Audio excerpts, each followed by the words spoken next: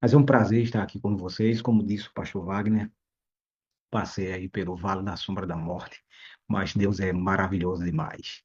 Esses últimos dias fiz uma cirurgia, estou ainda em recuperação, mas tenho sentido a mão poderosa de Deus comigo. Deus tem sido muito bom. E, gente, eu vou tentar compartilhar aqui com vocês. Rogério, você que está ajudando aí, me sinaliza só se deu certo, tá? Deixa eu abrir aqui,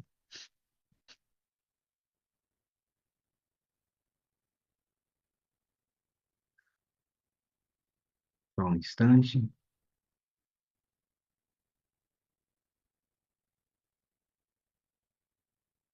Está aparecendo aí? Tudo certinho?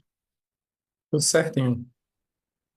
Muito bem. Quando o pastor Wagner me convidou, geralmente eu não dou título às mensagens que eu prego, porque alguns episódios acontecem comigo e na hora da mensagem, ali sentado, esperando o momento de pregar, o Espírito Santo me toma e muda a mensagem. Aí eu dei um título.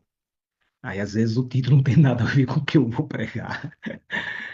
Aí muitas vezes eu não dou o título, mas desta vez eu dei o título, senti que esse era o tema que Deus queria que eu trouxesse para a sala 57 hoje aqui, tá bom? Então o título é esse aí, gente, ó. Epíteto repetitivo.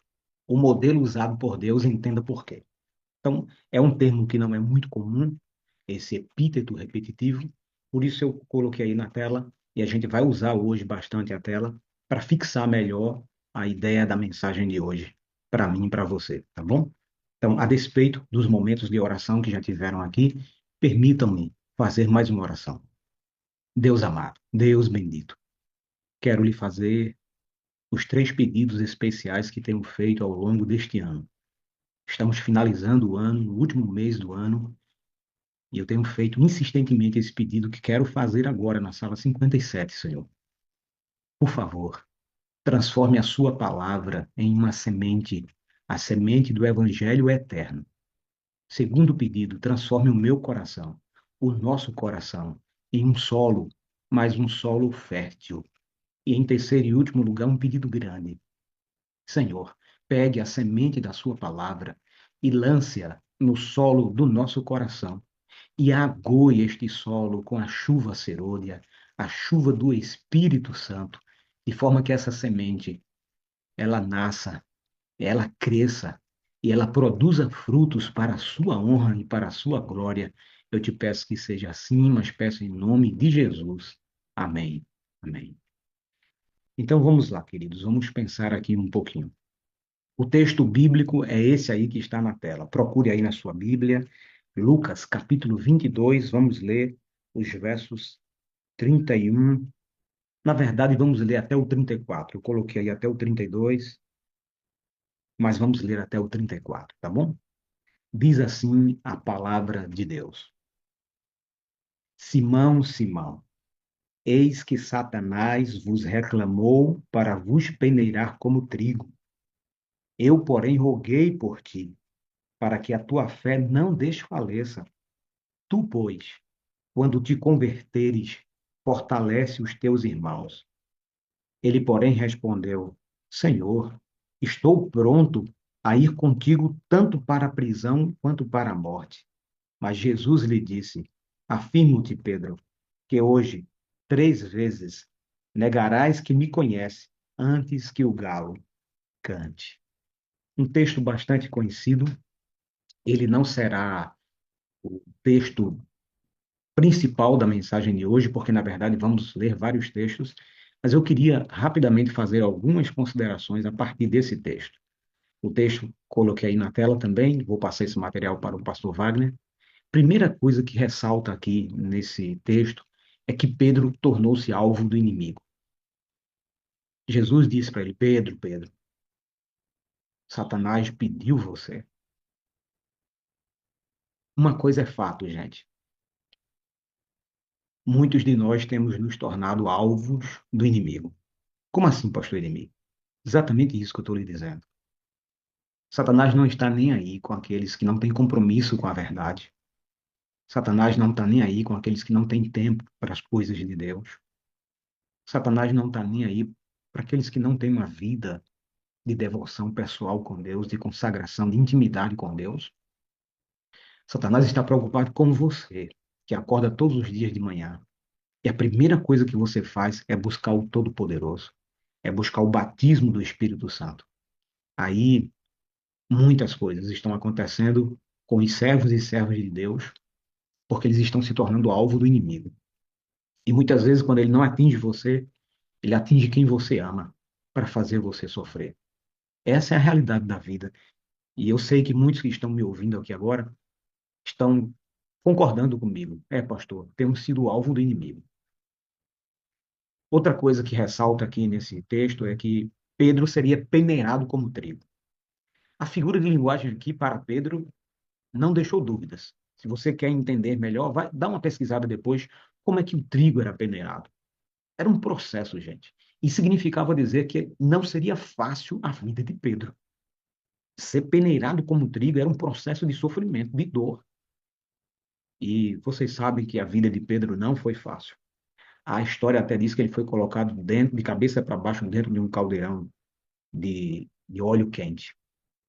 Outra verdade que ressalta aí é que, apesar de tudo isso, de ser alvo do inimigo, ser peneirado, Jesus deixou claro para Pedro: Pedro, você não vai ficar sozinho. Eu roguei por você, Pedro. Era Jesus dizendo: eu vou estar junto de você todo o tempo, não se preocupe. Apesar de todo o sofrimento que você enfrentar na vida, não esquece, você não está sozinho. Gente, eu não acredito no acaso, tá? Eu acredito na providência de Deus. Você que está conectado agora ao vivo aqui na sala 57, tanto no Zoom como lá no YouTube, você não está aí agora por acaso. Deus está trazendo um recado nesta manhã. Filho, filha, você não está sozinho, apesar de todas as lutas e provas. Eu estou com você, assim como ele garantiu a Pedro. Você que está assistindo depois numa gravação, saiba disso. Você acessou o link aqui da sala, a gravação, para Deus poder te dizer nesse momento: eu estou com você, você não está sozinho. Jesus está ao seu lado. Essa é a mensagem deixada aí nesse texto. Outra coisa, Pedro não estava convertido naquele momento. Pedro não estava verdadeiramente convertido. E eu fiquei pensando, eu sou adventista de berço, tenho 55 anos. Sou pastor dessa igreja há 24 anos, vou fazer 25 anos. E você imagina Deus dizendo para mim: pastor Edmir, você ainda não está convertido. Quando você se converter, fortaleça os seus irmãos. Duro, não é? E você sabe que muitas vezes quando alguém diz alguma coisa dura para a gente não gosta. A gente fica magoado. A gente quer usar os nossos argumentos, mas Jesus disse para Pedro: Pedro, quando você se converter, Pedro entendeu. E Jesus estava dizendo: Pedro, você ainda não está convertido.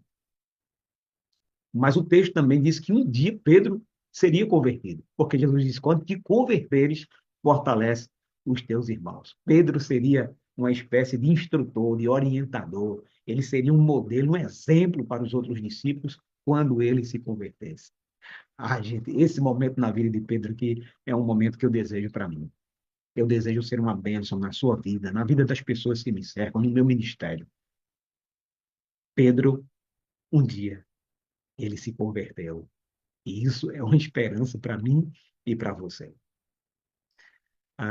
Vamos a uma série de textos bíblicos, começando com Gênesis 22, 11, tá? Então se preparem aí, a gente vai dar uma caminhada nos textos bíblicos agora. Mas eu queria fazer aqui um acordo com vocês. Nós vamos ler vários textos, e esses textos, eu quero que você tenha uma pergunta em sua mente, tá bom? Uma pergunta na mente. A pergunta é o seguinte: os textos que nós vamos ler agora, eles têm algo em comum. Todos eles têm algo em comum. E eu quero que você fique observando os textos que nós vamos ler com essa pergunta na mente. O que é que esses textos que nós vamos ler agora, serão vários textos, eles têm em comum? Vá prestando atenção na leitura de cada um deles e no final eu vou te fazer a pergunta. E aí? O que é que esses textos têm em comum? E você vai ter que responder isso para mim. Então, Gênesis 22, verso 11. O que é que diz o texto aí de Gênesis 22, verso 11? O texto diz assim: mas do céu lhe bradou o anjo do Senhor. O que é que o anjo bradou? Abraão, Abraão. E ele respondeu: Eis-me aqui. Então, esse é o primeiro texto da nossa jornada de textos bíblicos. Gênesis 22, verso 11. Não esquece da pergunta, o que é que esses textos têm em comum? Segundo texto bíblico, está em Gênesis 46, verso 2. Diz assim: Falou Deus a Israel em visões de noite e disse: Jacó, Jacó. Ele respondeu: Eis-me aqui. Esse é o segundo texto. O terceiro texto está em Êxodo, capítulo 3, o verso 4. Vendo o Senhor que ele se voltava para ver, Deus, no meio da sarça, o chamou e disse: Moisés, Moisés. E ele respondeu: Eis-me aqui. O quarto texto bíblico, ainda no Antigo Testamento, 1 Samuel 3,10. Então veio o Senhor e ali esteve, e chamou como das outras vezes: Samuel, Samuel. Este respondeu: Fala, porque o teu servo ouve. O quinto texto bíblico agora está no Novo Testamento, é o livro de Lucas 10, 41. E respondendo Jesus disse: Marta, Marta, estás ansiosa e afadigada com muitas coisas, mas só uma coisa é necessária. Lembre-se da pergunta: o que é que os textos têm em comum? Sexto texto, Atos 9, verso 4. E caindo em terra, ouvi uma voz que lhe dizia: Saulo, Saulo, por que me persegues? Sétimo texto bíblico, Mateus 23, 37. Jerusalém, Jerusalém, que matas os profetas e apedrejas os que te foram enviados.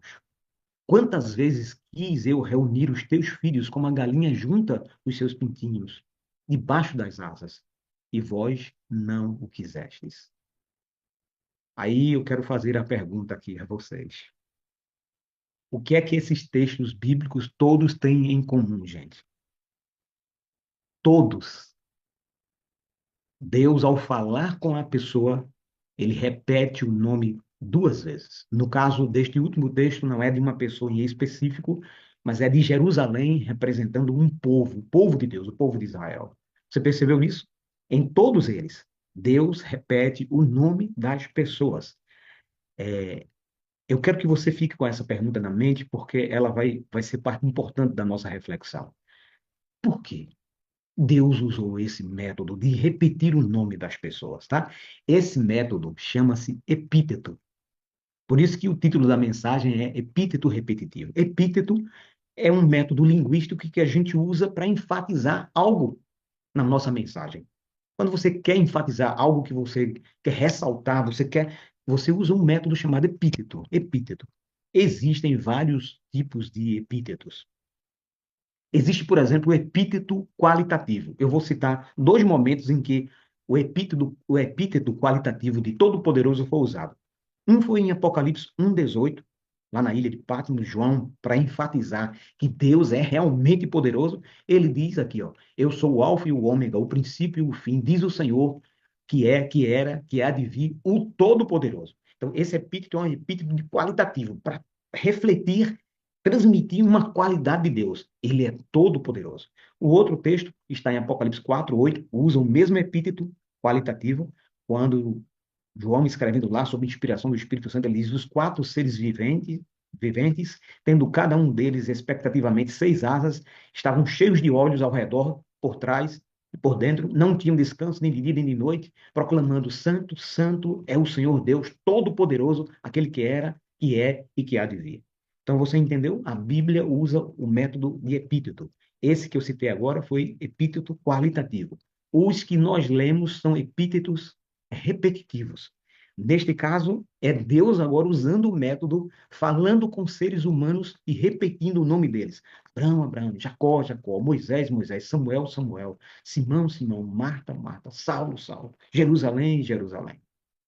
A questão que eu ressalto aqui, repito, é: por que a divindade? Por que Deus repetiu o nome dessas pessoas? Ou seja, por que é que ele, em algumas ocasiões, chamava as pessoas repetindo o nome duas vezes, usando o método repetitivo?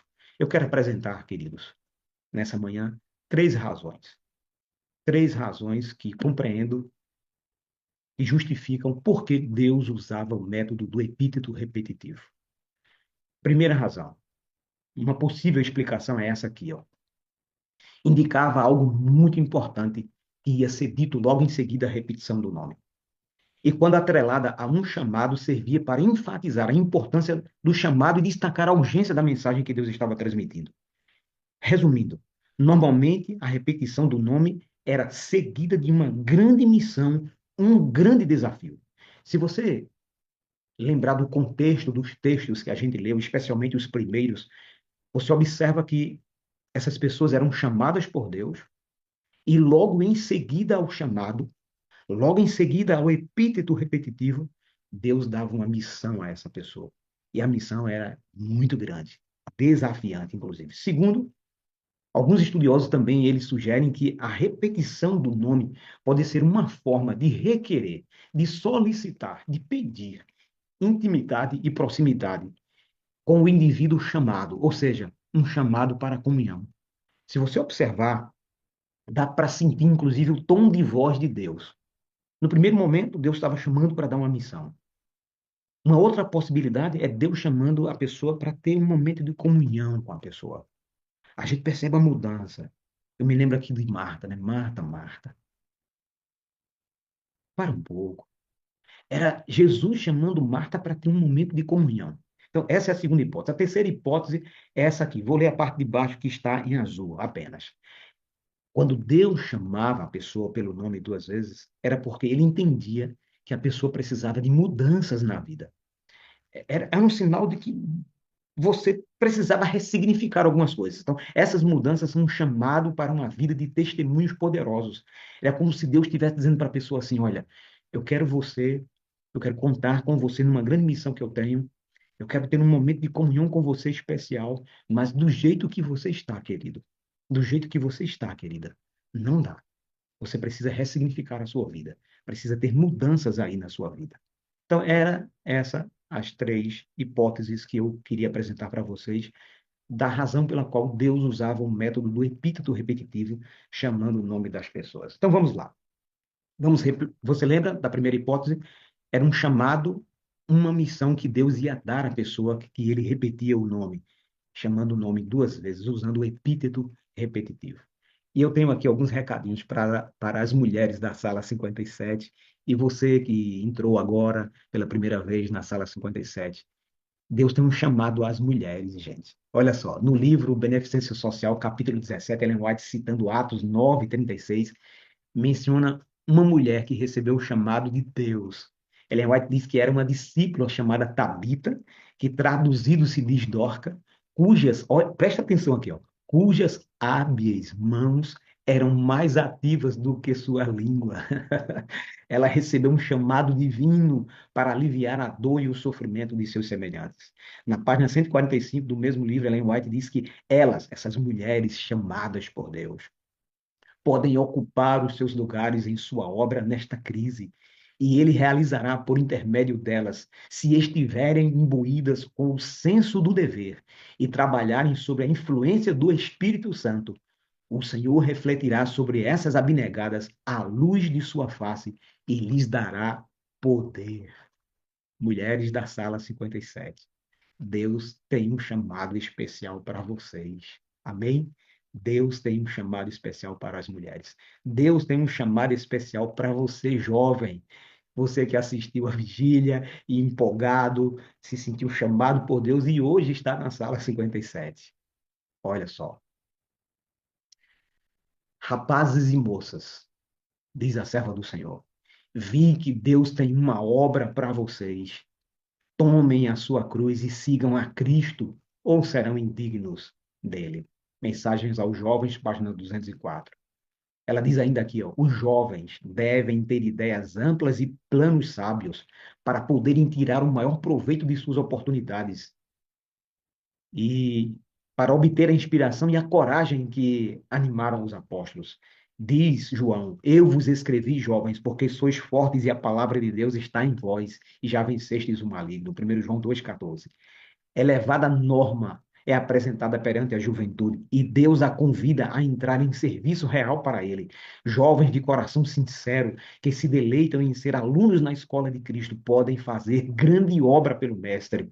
Se tão somente derem ouvidos à ordem do capitão, ao ressoar ele ao longo das fileiras até o nosso tempo, portai-vos varonilmente e fortalecei-vos. Esse é o convite de Deus, é o chamado de Deus para os jovens da igreja adventista do sétimo dia. Para você, jovem cristão de qualquer igreja que está conectado aqui com a gente, Deus chamou você para uma obra especial. Deus chamou os médicos, gente. No texto do livro Medicina e Salvação, olha o que a serva do Senhor diz. Os médicos que cultivam o senso da presença de Deus impressionarão seus pacientes com a influência da verdade. Quando eles mostram que creem verdadeiramente nas palavras, eu sei que o meu Redentor vive para fazer intercessão por mim, e porque ele vive, eu também viverei. A influência disto é sentida, diz Ellen White. Os médicos pouco sabem do poder que terão no quarto dos doentes se reconhecerem a presença de Deus. Suas palavras serão de um caráter tal que causarão impressões para o bem em sua mente. Então, Deus tem um chamado para as mulheres, Deus tem um chamado para os jovens desta igreja, Deus tem um chamado para os médicos, Deus tem um chamado para os professores que ensinam nas instituições adventistas e para os professores que são adventistas e ensinam em outras instituições. Que solene, sagrada, importante obra é o esforço de representar o caráter de Cristo e seu Espírito a nosso mundo. Este é o privilégio de cada responsável e de cada professor com ele relacionado na obra de educar, instruir e disciplinar a mente dos jovens. Todos precisam estar sob a inspiradora, confortante convicção de que estão, sem qualquer dúvida, tomando o jugo de Cristo e levando o seu fardo. Conselho sobre Educação, página 142. Deus tem um chamado para os professores. Você que é professor, está conectado aqui na sala 57. Deus tem um chamado para você. Ah, eu não coloquei aqui porque seria enfadonho demais. Eu tenho textos da serva do Senhor dizendo que Deus tem um chamado para toda a igreja. Deus tem um chamado para os obreiros desta igreja. Deus tem um chamado para os comportores. Deus tem chamado para os pastores que estão jubilados. Você, que é meu colega pastor, está aqui na sala 57, você está jubilado, mas você não deixou de ter um chamado por Deus. Deus tem um chamado para as crianças. Deus tem um chamado para os juvenis. Deus tem um chamado para todo mundo que está aqui hoje conectado. Você entendeu isso? Muito bem. O segundo motivo que eu apresentei aí foi um chamado para a comunhão. Esse chamado, esse epíteto repetitivo, quando Deus chama você duas vezes pelo seu nome, pode ser que ele esteja te chamando para um momento de comunhão com ele. Você lembra, no caso de Maria, perdão, no caso de Marta, quando Jesus estava ali com Maria aos seus pés? Olha o que Ellen White diz aqui no Filhos e Filhas de Deus. Qual Maria precisamos assentar-nos aos pés de Jesus para dele aprender, tendo escolhido aquela melhor parte que jamais nos será tirada? Maria escolheu a melhor parte. Foi por isso que Jesus se dirigiu a Marta. Era como se ele tivesse dizendo, Marta, você precisa fazer o mesmo que Maria fez. Vem cá, para um pouco. Você está correndo demais. E lembrem-se, ela estava procurando fazer o melhor para Jesus, viu? Ela estava se ocupando com coisas para Jesus, mas nós não podemos deixar que o nosso tempo para cuidar das coisas de Deus roube o nosso tempo para estar com o Deus das coisas. Marta estava fazendo comida, refeição para o Senhor Jesus. Uma coisa excelente, maravilhosa. Deus não é a favor do preguiçoso, né? Mas em primeiro lugar o reino de Deus e a sua justiça, e as outras coisas serão acrescentadas. Marta, vem para cá, para um pouco. Segue o exemplo da tua irmã Maria. Eu estou convidando você para um momento de comunhão comigo. Me coloque em primeiro lugar, Marta, na sua vida. E as outras coisas serão acrescentadas para você. Deus usava o método do epíteto repetitivo para algumas pessoas para chamá-las a um momento especial de comunhão, de intimidade com Ele. Ele reconhecia que essas pessoas precisavam se desligar um pouco, parar um pouco e dizer: Senhor, estou aqui, fala comigo. Muito bem. Eu quero apresentar aqui o terceiro e último motivo para a gente concluir a mensagem dessa manhã. O terceiro e último motivo era Deus dizendo assim: olha, do jeito que você está, não dá. Deus usava o método repetitivo para dar um desafio, uma missão enorme, gigantesca a algumas pessoas. Deus usou o método repetitivo para Marta. Deus usou o método repetitivo para Saulo, quando ele disse Saulo, Saulo, lembram? Para manter um momento de comunhão com eles, mas Deus usou o método do epíteto repetitivo para algumas pessoas para dizer, olha, do jeito que você tá, não dá. Pedro, Pedro, do jeito que você tá, não dá. Você precisa se converter. Quando você se converter, aí sim, eu tenho uma missão para você. Sabe, nessa manhã, Deus está chamando você para uma mudança de vida. Muitas vezes, por seu amor por nós, por seu cuidado, por sua misericórdia, Deus tem que chegar para a gente com esse jeito todo especial que ele tem e puxar a nossa orelha. Eu lembro da minha mãe. Eu sei exatamente pelo tom de voz dela, quando ela me chamava, a razão pela qual ela estava me chamando. Já contei aqui na sala 57, vou só relembrar. Quando garoto, influenciado por amigos, havia um padre que morava bem na frente da minha casa, Padre Ceslau, um polonês, e eu ia muito na casa dele com a minha irmã, dar estudo bíblico a ele. Ele amava o nosso estudo bíblico. A gente era juvenil, gente. Mas motivado por um colega, o colega me fez ir na casa do padre, entrei lá na casa dele, no quintal, e tirei cocos do pé de coco da casa do padre. E vendi ao próprio padre, sabe? Botei numa carroça de mão e levei lá e bati na casa dele e disse: Seu padre, compra aqui esses cocos. Aí ele, meio polonês, falando português, ele dizia: Ó, menino, eu tô achando que eu conheço esses cocos de algum lugar. Eu disse: Não, padre, compra aí os cocos. E ele comprou os cocos e eu fui para casa todo feliz porque vendi os cocos. Quando eu cheguei em casa, minha mãe disse: é de mim, quero falar com você. Pelo tom de voz, gente, eu disse: Deu errado. Eu sabia que vinha um puxão de orelha.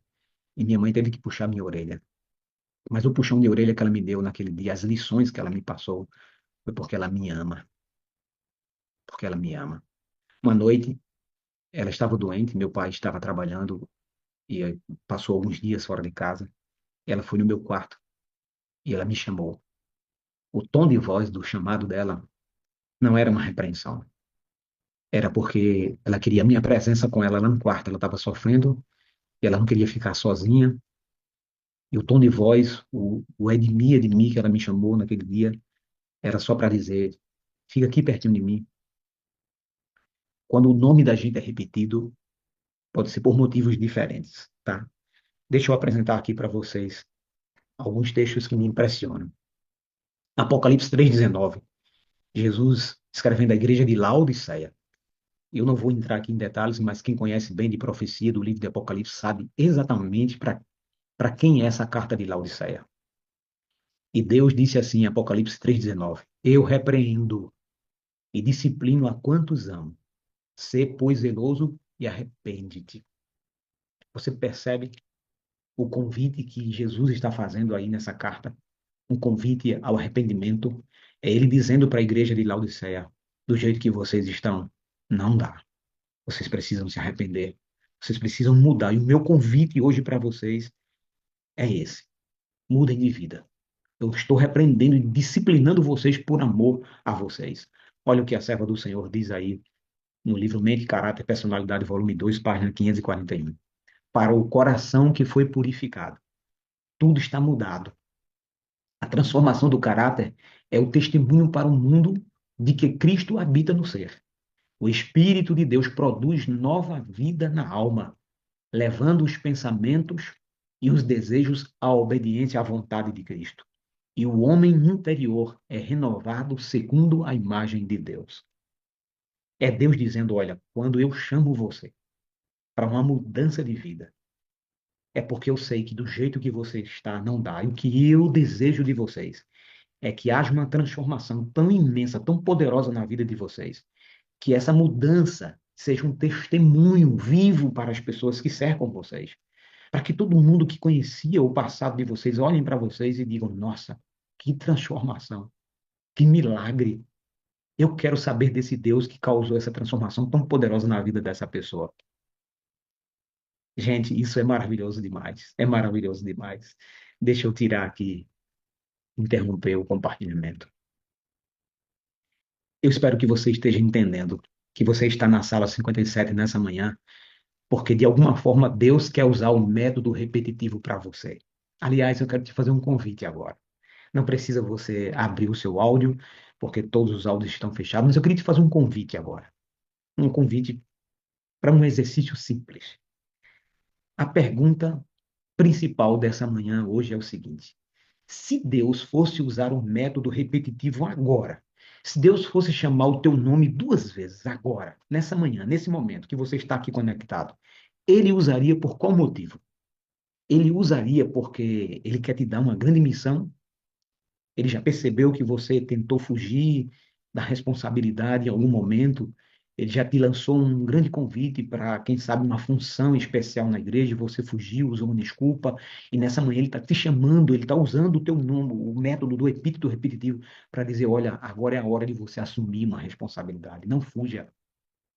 Ou você que está com uma responsabilidade grande aí, querendo desistir, largar, abandonar, e nessa manhã Deus quer reforçar o teu chamado, e Ele vai chamar o teu nome agora duas vezes para dizer assim: olha, você tem uma missão, não fuja, não desista. Diga como os homens do passado: eis-me aqui. Ou será que Deus está repetindo o teu nome hoje, nessa manhã, duas vezes, para te dizer: para um pouco, você está correndo demais. Eu sei que até da minha obra você está cuidando, mas agora eu estou te convidando para parar um pouco. Eu quero ter comunhão com você, quero intimidade com você. Só eu e você. Ou Deus está te chamando nessa manhã para dizer assim: filho, filha, quando é que você vai mudar? Porque do jeito que você está, não dá. Tantos apelos, tantas mensagens, tantos convites, você continua do mesmo modo. Eu tenho uma missão para você. Eu quero ter intimidade com você, mas do jeito que você está, não dá. Está na hora de mudar. Se Deus fosse te chamar hoje, hein? Chamaria por qual motivo? Pelo primeiro motivo, para te dar uma missão ou para te desafiar a continuar na missão? Deus está chamando o teu nome duas vezes para dizer para você: olha, para um pouco, vamos ter comunhão, intimidade? Ou Deus está te chamando para dizer: ei, assim não dá. Está na hora de mudar. Deixa o meu espírito realizar em você as mudanças que você precisa. Então vamos fazer o exercício. Vou contar tempo três. Um, dois, três. Quando eu disser três, aí onde você está, com o seu óbvio desligado mesmo, você vai chamar o seu nome duas vezes. Você vai dar o tom que você entende o motivo pelo qual Deus chamaria o teu nome nessa manhã. Ah, pastor, eu acho que Deus chamaria o meu nome porque eu estou fugindo de uma missão e Ele está me chamando para me dar uma missão. Ou porque eu estou pensando em desistir de uma missão que Ele me deu. Então Ele vai chamar o teu nome nesse tom que Ele chamou os profetas do Antigo Testamento. Ah, pastor, eu acho que Deus vai chamar o meu nome do jeito que Ele chamou Marta. Porque eu estou muito ocupada, até mesmo com as coisas dele, viu? E eu preciso de mais tempo para ter comunhão com ele. Eu preparei umas telas aqui, não vou apresentar para vocês. Vou dar um timezinho antes da tarefa de chamar o nome aqui. O Espírito Santo me tocou aqui agora, Pastor Wagner. Me permita mais tempo. Spurgeon, gente. Spurgeon. Eu fui ler um pouco a biografia deste homem, sabe? Fiquei encantado. Ele tinha uma memória, velhinha. Ele tinha uma memória, eu estou vendo você aqui, velhinha. Ele tinha uma memória fotográfica incrível, gente. Ele era capaz de decorar quase que um livro inteiro. Na biblioteca dele tinha mais de 12 mil livros. Ele foi um dos melhores, maiores pregadores que já existiu depois da história do Novo Testamento. Ele foi conhecido como o príncipe dos pregadores. Ele produzia sermões que vinha gente de outros países em navio buscar os sermões de Spurgeon para levar para suas terras.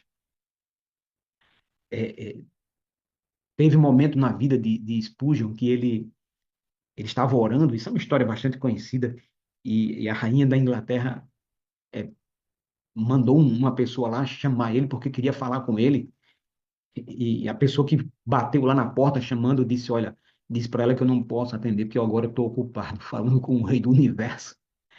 E aí na biografia diz assim: muitos atribuem o sucesso espiritual de Spurgeon à sua capacidade intelectual, às leituras que ele fazia dos livros, à sua capacidade de memória fotográfica de decorar as coisas. Mas uma das pessoas comentando a vida de Spurgeon diz assim: o sucesso dele não era essas coisas. O sucesso dele era que ele era um homem de comunhão com Deus, de oração, de busca diária pelo poder do Espírito Santo. Eu poderia citar outros exemplos aqui. Deus te chamaria para isso hoje, ou Deus te chamaria para mudanças incríveis. Eu li hoje de manhã, antes de entrar na sala, Ellen White fez reuniões com líderes da igreja, que precisavam, líderes da igreja, que precisavam de transformações. Estava tendo um clima de competição entre eles, algo que os impedia, que bloqueava a ação do Espírito Santo. E Ellen White fez uma reunião com eles, teve momentos de oração com esse povo, lendo a palavra de Deus, buscando o poder do Espírito Santo. E Deus atuou de forma tão poderosa entre eles que muitos se levantaram, foram um ao outro e pediram perdão. Foram batizados ali pelo poder do Espírito Santo. Era como se Deus estivesse dizendo para alguns deles ali: olha, do jeito que vocês estão, não dá para eu colocar na mão de vocês uma missão tão sagrada. Ellen White chegou a dizer que já era para Jesus ter voltado. Essa igreja era para ter sido revestida do poder do Espírito Santo, mas ainda não foi, porque do jeito que nós estamos, não, não dá. A gente não pode colocar poder na mão de pessoas que não estão preparadas, porque vai usar esse poder de forma indevida. Então, se Deus chamasse o teu nome hoje, nessa manhã, duas vezes, chamaria de que forma? Então, vamos lá, o exercício. Um, dois, três, e você vai chamar, eu vou chamar o meu, e você vai chamar o seu aí, no seu cantinho, tá bom? Um, não esquece de chamar, tá? Um, dois, três. Eu sei exatamente a razão pela qual Deus chamaria o meu nome nessa manhã duas vezes. Eu sei, eu sei. Eu sei que você sabe também, não é? Você sabe por que Deus está chamando o teu nome nessa manhã duas vezes? Porque Deus está chamando Rogério, Rogério? Porque Deus está chamando Leila, Leila? Porque Deus está chamando Verônica, Verônica? Maria França, Maria França? Wagner, Wagner? Jairo, Jairo? Creuza, Creuza? Inalda, Inalda? Por que Deus está chamando você, Soraya, duas vezes? Rosa Rodrigues, Fernandes, Nuno, Nuno Fernandes, Marilene, Nelci, a moderadora Diana, por que Deus chamou você duas vezes nessa manhã, minha irmã? Lídia Guzmão, vocês sabem, eu sei, nós sabemos a razão pela qual Deus chama o nosso nome duas vezes. Vamos orar? Vamos orar ao Senhor. Pai querido, eu quero lhe agradecer por sua paciência, por sua misericórdia, por seu amor para comigo. E nessa manhã eu reconheço e sinto a necessidade de meu nome ser chamado duas vezes. E eu sei exatamente a razão pela qual o Senhor chamaria o meu nome nesta manhã duas vezes. Porque o Senhor usaria o método do epíteto repetitivo para comigo. Eu sei que meus irmãos também sabem. E nesta manhã eu quero me colocar em tuas mãos, colocá-los também em tuas mãos, para que o Senhor nos batize com o seu Espírito, que o Senhor transforme o nosso coração, que o Senhor nos dê capacidade de realizarmos a obra que o Senhor nos chamou a realizar, que o Senhor nos dê sabedoria para administrarmos o nosso tempo de forma que o nosso primeiro momento seja dedicado ao Senhor, que o nosso primeiro momento seja de intimidade, de comunhão com o Senhor, e isso tudo gere em nós transformação, mudança de vida. Obrigado, meu Deus, por essa oportunidade de estar aqui nessa manhã, ouvindo a tua palavra. Eu te agradeço, em nome e por amor de Cristo Jesus. Amém, amém, amém. Pastor Edmir. Que coisa, não? Repetir o nome, né, meu pastor? Um chamado, Deus confirmando a obra e o ministério da gente através do chamado. Que bom, pastor, que bom. Eu nunca tinha ouvido um sermão assim, primeira vez, sobre o epíteto da repetição. É. Deus usa esse método, pastor, porque ele nos conhece. Ele nos conhece. Ele sabe exatamente por que chama e do jeito que chama. E eu espero que isso tenha ficado muito claro na minha mente e na sua mente também. Fique com essa mensagem na sua mente hoje, tá? E que Deus tenha misericórdia de mim e de você. Quero deixar um abraço para a irmã Edna, lá de Aruá, Alagoas. Ela tem sempre orado por mim. Que Deus lhe abençoe, minha querida, poderosamente. O senhor já orou, meu pastor? Orei sim, pastor. Ore mais uma vez, amado. Vamos orar. Senhor, que privilégio é podermos estar aqui nesta manhã conectados com o mesmo propósito, o mesmo objetivo, que é colocar a nossa vida nas tuas mãos. Que o Espírito Santo, que é o agente responsável por operar em nós a transformação, efetuar em nós a mudança de desejo, mudança de caráter. E nessa manhã o teu Espírito nos batize, Senhor. Queremos ouvir a sua voz nos chamando, seja para uma missão, seja um convite à consagração, seja um chamado para repreensão, para uma mudança de vida. O que nós queremos é ouvir a tua voz e dizer: eis-me aqui. Abençoa cada um que está nesta sala, ao vivo agora, neste momento, ou aqueles que entrarão por alguma razão e ouvirão esta mensagem, que sintam o seu nome sendo chamado por Deus e respondam prontamente: Senhor, fala, porque o teu servo ouve. Esse é o meu desejo, é a minha oração. Em nome de Jesus. Amém. Amém. Amém. Obrigado, meu amigo. Eu amo você, eu preciso de você para ser feliz. Você é a parte visível de Deus e eu E creio eu mais creio mais nisso. em Deus porque você existe. É um epíteto repetitivo, Isso.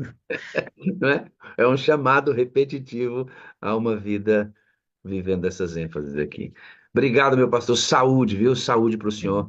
Nós Obrigado, pastor Wagner. precisamos muito do senhor ainda, muito. O ministério também, a obra, o senhor tem um chamado, meu amigo.